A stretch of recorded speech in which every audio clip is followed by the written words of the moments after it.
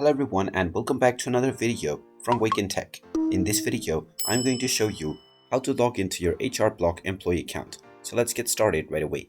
First of all, open up your web browser and then in the address bar type in amp.hrblock.com and press enter. You will now directly be taken into the login portal for H&R Block employee account.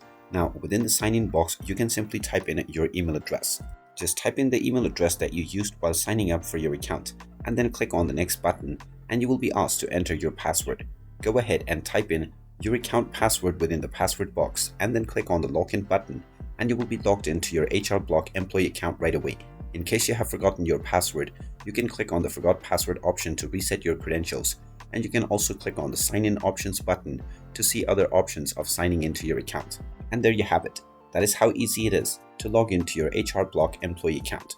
If you find this video helpful, make sure you hit that like button and subscribe to our channel if you haven't done so already.